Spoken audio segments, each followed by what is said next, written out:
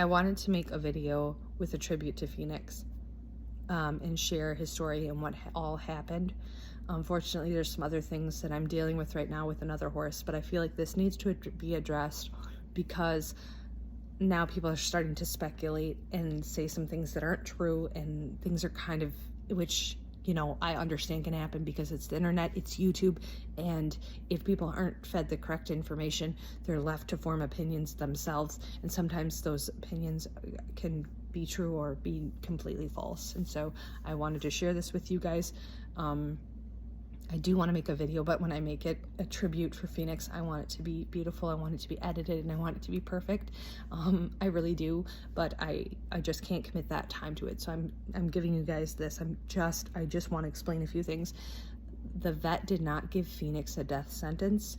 I'm going to say that 2 more times because that's one of the things that keeps going, that I see, one of the comments I see going on that's not true, and I never said it.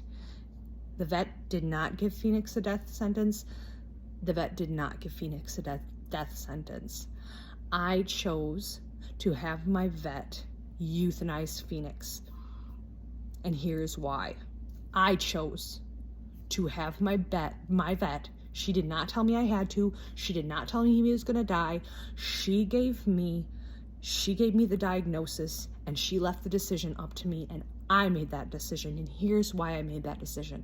Because you guys had seen the progress of Phoenix for the past 6 weeks. You saw amazing progress. That amazing progress was because I was feeding him soaked feed every 3 to 4 hours. When she first saw Phoenix, she looked at his teeth. He was missing 5 teeth, and they're missing all over his mouth. She flattened the sharp edges and points in his mouth that can cause irritation and sores and stuff. And she did that. 6 weeks later, after me, I'm still feeding this horse every 3 hours. And expensive. Talk about expensive, you guys. The financial burden and the time that it took. But I kept going. I was like, I can do this another day. I can do this a week. I can do it another couple months. So eventually I know, like, there's a light at the end of the tunnel. And guess what? After 6 weeks, I had my vet out, and it's just got bad news. He was missing 2 more teeth, so 7 teeth total. And she said he'll never be able to chew forage. He's never going to chew hay. There's no teeth that are meeting, so he's never going to chew hay. He's not going to be able to be out in a pasture. He has a huge risk of getting choke.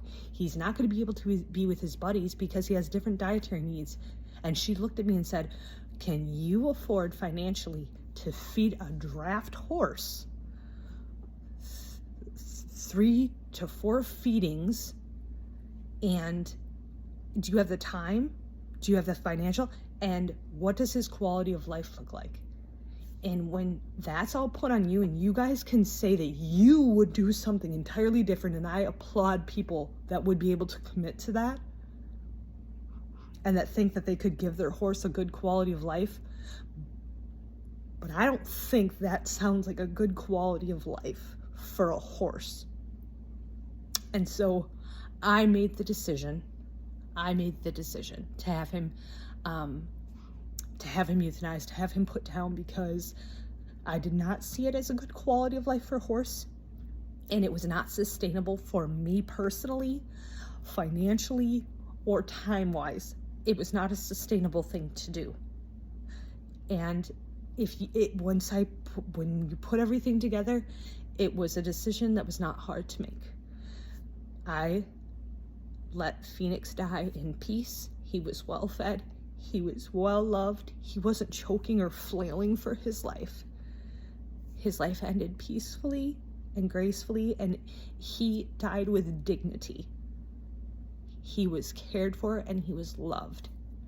And that's something I'm not sure he had felt all of his life. And so I just needed to make this video to clarify some things. I will have a video coming where I'll go into a little more detail about things, but just so you guys know, you heard it from me, that's what happened. Thanks for watching. Thank you to all of the people who have followed Phoenix's story and who have supported me in this. I truly appreciate it. Please disregard some of these comments that are saying things that are not true. This is from me. I owned him. I spent the time with him. I loved him. I cared for him.